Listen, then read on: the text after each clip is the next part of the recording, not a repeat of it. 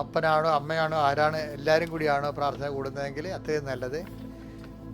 പിള്ളേർ അനുവദിക്കുന്നുണ്ടെങ്കിൽ കുഞ്ഞുങ്ങൾ, അതായത് ചില കുഞ്ഞുങ്ങളെ ഡിസ്റ്റർബായിട്ട് തോന്നുന്നില്ലെങ്കിൽ നിങ്ങളുടെ അമ്മയുടെ കൈ അവരുടെ തലയിൽ വെക്കണം, അല്ലെങ്കിൽ അപ്പൻ്റെ കൈ അവരുടെ തലയിൽ വെക്കണം.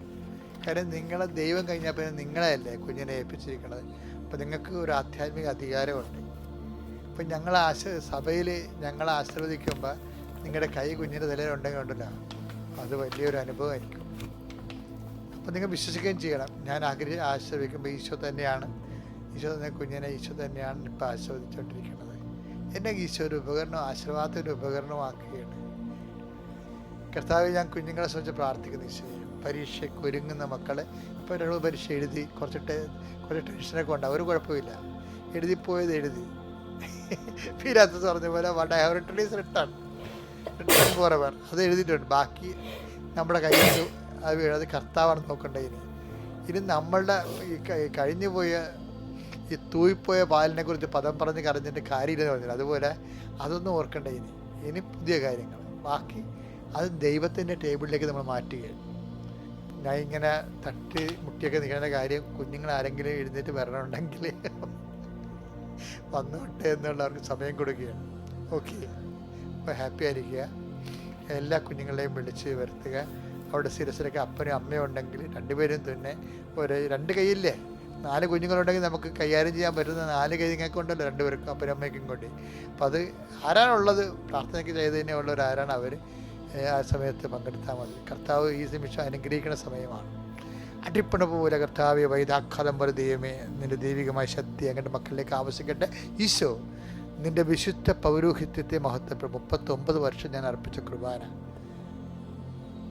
ലോകത്തെല്ലായിടത്തും നടത്തിയിട്ടുള്ള വലിയ ധ്യാനങ്ങളിലൂടെ പ്രാർത്ഥിച്ച 10,000 ലക്ഷങ്ങളായിട്ട് മനുഷ്യർ അവരുടെ പ്രാർത്ഥനകളോട് ചേർത്തുകൊണ്ടാണ് ഈശോയെ ഞങ്ങൾ കുഞ്ഞുങ്ങൾക്ക് വേണ്ടി പ്രാർത്ഥിക്കുന്നത്, വീടിന് വേണ്ടി പ്രാർത്ഥിക്കുന്നത്, പരീക്ഷക്കാർക്ക് വേണ്ടി പ്രാർത്ഥിക്കേണ്ടത്, വരാൻ പോകുന്ന ഈ പരീക്ഷയിലിരിക്കുന്ന ഇനിയും വരാൻ പോകുന്ന വിഷയങ്ങൾക്ക് വേണ്ടി പ്രാർത്ഥിക്കുന്നു. കർത്താവ്, ഞങ്ങളുടെ കൂടുതൽ പ്രയാസമുള്ള സബ്ജക്റ്റുകൾക്ക് വേണ്ടി പ്രാർത്ഥിക്കുന്നു.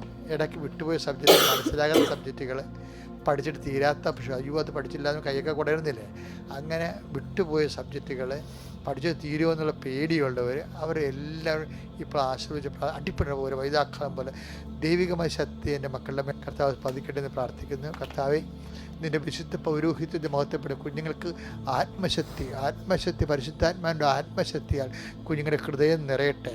ധൈര്യമായിട്ട് യുദ്ധം കഴിഞ്ഞ് ജയിച്ചു വന്നവൻ്റെ ആ ചങ്കൂറ്റം പോലെ പരീക്ഷയെ തോൽപ്പിക്കാൻ വേണ്ടി നമ്മൾ പോവുകയാണ്. കാര്യം അതിനെ തോൽപ്പിച്ച് നിങ്ങൾ വിജയം വരിക്കും. കാരണം നിങ്ങളുടെ വിജയം വരിക്കുന്ന കർത്താവ് നിങ്ങളുടെ കൂടെയാണ്. കാര്യം ഞങ്ങൾ ആയിരങ്ങൾ നിങ്ങൾക്ക് വേണ്ടി പ്രാർത്ഥിക്കുന്നുണ്ട്. അപ്പോൾ നിങ്ങൾക്ക് എഴുതി വിട്ടാൽ മാത്രം മതി, ബാക്കി ദൈവം നോക്കിക്കൊള്ളും. കർത്താവിൻ്റെ കരുണ നിനക്ക് ആവശ്യിക്കട്ടെ. അമ്മയെ, പരിശുദ്ധമ്മേ, പ്രലോഭനങ്ങളെല്ലാം അതിജീവിച്ച കർത്താവിൻ്റെ ചൈതന്യം മക്കളിലേക്ക് കൊണ്ട് അതിജീവനത്തിൻ്റെ ചൈതന്യം, വിജയത്തിൻ്റെ ചൈതന്യം ഈ മക്കളിലേക്ക് ആവശ്യിക്കുന്നതിന് വേണ്ടി അമ്മ ഈ നിമിഷം, പരിശുദ്ധമായ നിമിഷം മധ്യസ്ഥം വഹിക്കട്ടെ. എൻ്റെ കർത്താവിന് ഉന്നതമായ നാമത്തിൽ ഉണ്ടെങ്കിൽ ടെക്സ്റ്റ് ബുക്കുകൾ, പഠനോപകരണങ്ങൾ, നിങ്ങളുടെ ആൻസർ ബുക്കുകൾ, നിങ്ങളുടെ ക്വസ്റ്റ്യൻ പേപ്പർ എല്ലാം ഞാൻ ആസ്വദിക്കുന്നു. നിങ്ങളുടെ യാത്രകൾ, ആരെങ്കിലും എന്തെങ്കിലും ക്ഷീണങ്ങളോ രോഗങ്ങളോ പരീക്ഷ എഴുതാൻ പറ്റാത്ത വിധത്തിലുള്ള സങ്കടങ്ങളോ അതുകൊണ്ട് മമ്മിയോട് നിലവിളിച്ച് കണ്ണീരോടെ മമ്മി ഞാൻ പോണിതെന്നൊക്കെ പറയുന്നവരുണ്ടെങ്കിൽ അച്ഛൻ പറയും, പോകാൻ പറ്റും, എൻ്റെ മക്കൾ പോകണം. കാര്യം അല്പം ആശ്വാസം പോകണം. ബാക്കി എന്താണ്, കർത്താവ് നിങ്ങളെ സഹായിക്കും. എന്നിട്ട് നിങ്ങളുടെ കൂടെ പരിശുദ്ധ അമ്മയുടെ സാന്നിധ്യം ഉണ്ടെന്നുള്ള ഓർമ്മ നിങ്ങൾക്കുണ്ടാകണം. അതുപോലെ തന്നെ എൻ്റെ മക്കളുടെ വീട്ടിൽ പപ്പായും മമ്മിയും ഒക്കെ നിങ്ങളുടെ പ്രാർത്ഥനയിൽ, കുഞ്ഞുങ്ങളുടെ പ്രാർത്ഥനയിൽ പപ്പായും മമ്മിയെ ആശ്രയിച്ച് പ്രാർത്ഥിക്കണം. ആർക്കാണ് ആ വീട്ടിൽ പ്രാർത്ഥന സഹായമുള്ളത്? കുഞ്ഞുങ്ങളെല്ലാം. കാര്യം കുഞ്ഞുങ്ങളെ അധികം തിന്മകളൊന്നും ഇല്ലാത്ത കുഞ്ഞുങ്ങളായതുകൊണ്ട് ഒത്തിരി വിശ്വാസം ഉണ്ടെങ്കിൽ കുഞ്ഞുങ്ങളുടെ പ്രാർത്ഥനയ്ക്ക് ഭയങ്കര ബലമാണ്. അതുകൊണ്ട് മമ്മിക്ക് വേണ്ടി പ്രാർത്ഥിക്കണം, പപ്പയ്ക്ക് വേണ്ടി പ്രാർത്ഥിക്കണം, അപ്പായ്ക്ക് വേണ്ടി പ്രാർത്ഥിക്കണം. എൻ്റെ കർത്താവ്, എൻ്റെ കുഞ്ഞുങ്ങളെ സമർപ്പിച്ച് പ്രാർത്ഥിക്കുന്നു.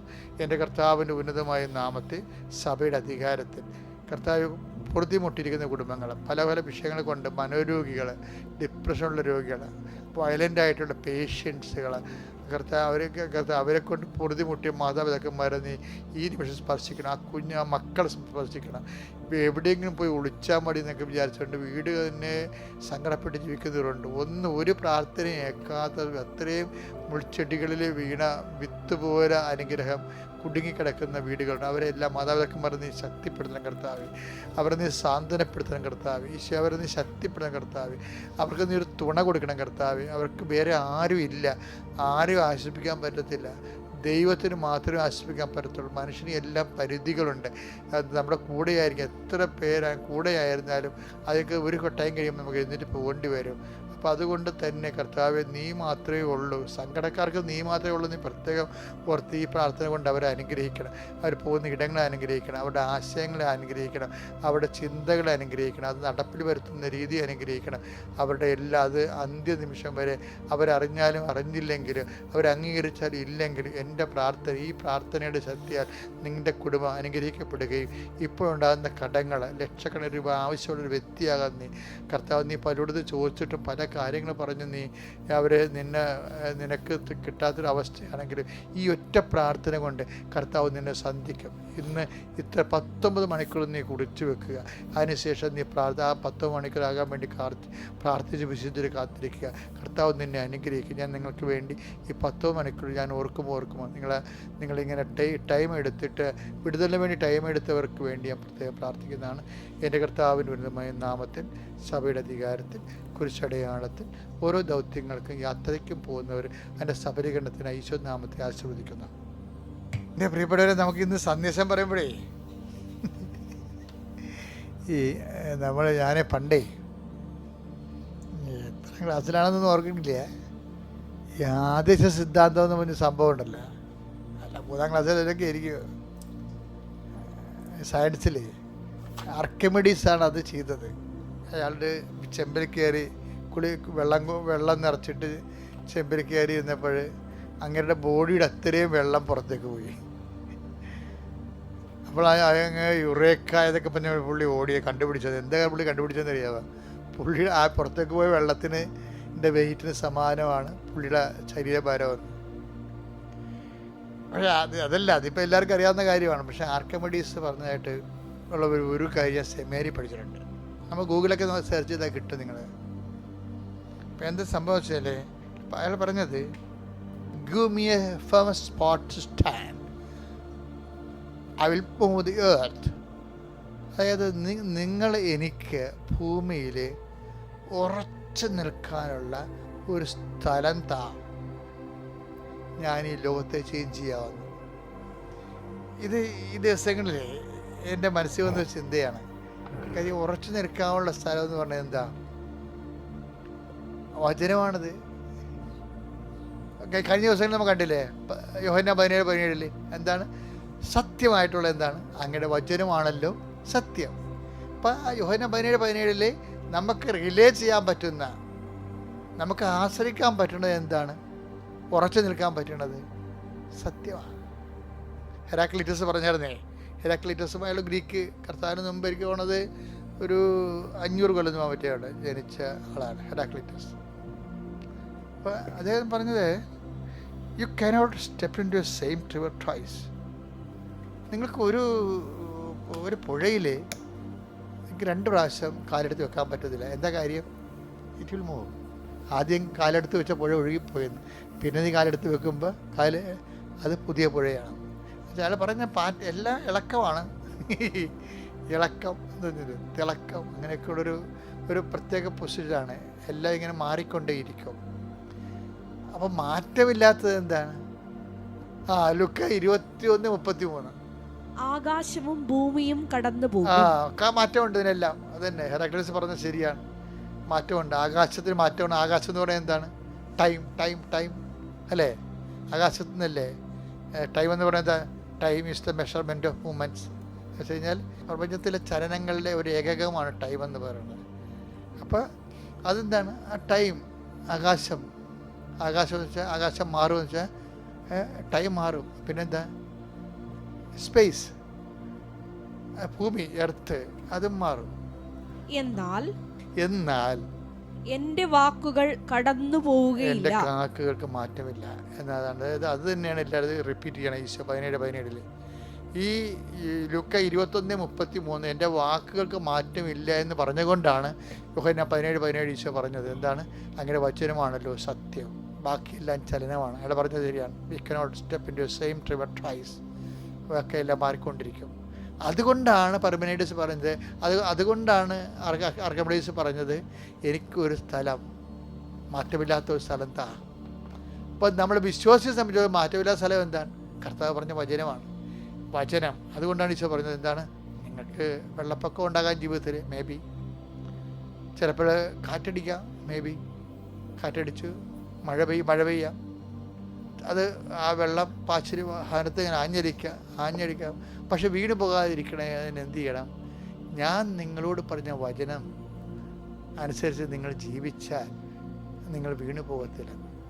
അതാണ് പാറയെന്ന് പറയത്തില്ലേ? ദൈവത്തെ പാറയെന്ന് പറയുന്നത് ദൈവവചനവും പാറയണപ്പം.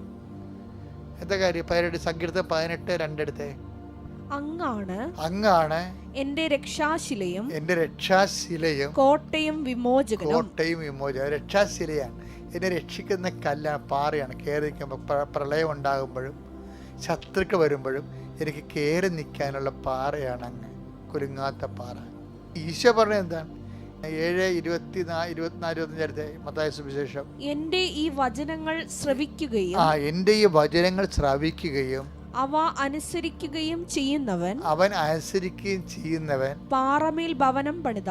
അതാണ് പാറ. ആ പാറയാണ്. പാറമേൽ ഭവനം പണിത വിവേകമതിയായ മനുഷ്യന് തുല്യനായിരിക്കും. അപ്പൊ വചനം പാലിക്കുന്നത് ഒരു വിവേകപരമായ നടപടിക്രമമാണ്. വചനം പാലിക്കാത്ത ബുദ്ധിത്തരം എന്നാണ് പറയണത്. അപ്പം അതുകൊണ്ട് എന്തെങ്കിലും ക്ലേശങ്ങളൊക്കെ ഉണ്ടെങ്കിലും നിങ്ങൾ ആരെങ്കിലും ഒഴിവാക്കി, നിങ്ങൾ ആരെങ്കിലും അവഗണിച്ചു, നിങ്ങൾ ആരെങ്കിലും നിങ്ങളുടെ തന്നെ കുഴപ്പം കൊണ്ട് നിങ്ങൾ തോറ്റു, അയ്യോ അതങ്ങനെ ചെയ്താൽ മതിയായിരുന്നല്ലോ, മണ്ടത്തരമാണ്, അയ്യോ my poor intellect, my poor memory, ഇങ്ങനെയൊക്കെ എൻ്റെ വീഴ അടിക്കേണ്ട കാര്യമില്ല. നമ്മൾ മനുഷ്യരാകും, ചിലപ്പോൾ തെറ്റുപോകും, ചിലപ്പോൾ സാഹചര്യ സമ്മർദ്ദമാകും, ചിലപ്പോൾ നമ്മൾ ചെയ്തതിൻ്റെ നമ്മുടെ ഒരു രീതി ഉണ്ടല്ലോ, അതനുസരിച്ച് ചിലപ്പോൾ അത് ഒത്തുവന്ന് കാണുകയില്ല. അതുകൊണ്ട് നമുക്കൊരു ഇളിപ്യത തോന്നും. അതൊന്നും ഇങ്ങനെ ഇളിപ്പിരായിട്ട് എപ്പോഴും ഇളിപ്പിനാണ്, ഞാൻ അങ്ങനെ ചെയ്തു പോയി, അത് അന്ന് ചെയ്താൽ മതിയായിരുന്നു, അന്ന് പഠിച്ചാൽ മതിയായിരുന്നല്ല, അന്ന് അപ്പം പറഞ്ഞാൽ കേട്ടാൽ മതിയായിരുന്നല്ല, അന്ന് ആ പാസ്പോർട്ട് എടുത്താൽ മതിയായിരുന്നല്ല, അങ്ങനെ പറഞ്ഞുകൊണ്ട് പരിദേവനം ചെയ്ത് പറയേണ്ട ഒരു കാര്യമില്ല. എന്ന് വെച്ചാൽ once it is happen forever. പിന്നെ നമ്മളെ സംബന്ധിച്ചിടത്തോളം എന്താ ഉള്ളത്? നമ്മളെ സംബന്ധിച്ചിടത്തോളം ശിഷ്ടകാലങ്ങൾ ഉറപ്പായിട്ട് കർത്താവിൻ്റെ വചനം ഉറച്ചു നിൽക്കാൻ പറ്റിയ പാറ, അതനുസരിച്ച് അങ്ങനെ ജീവിക്കാൻ നോക്കുക. ബാക്കി ദൈവം നോക്കട്ടെ. ദൈവം നോക്കൂ എന്നുള്ള കാര്യം വാഗ്ദാനത്തിൻ്റെ ഭാഗമാണ്. കാണാൻ പോകുന്ന പൂരം പറഞ്ഞിരിക്കേണ്ട കാര്യമില്ല. നിങ്ങൾ കൃപാസനത്തിൻ്റെ സാക്ഷികൾ കേട്ടാൽ മതി. Okay, thank you.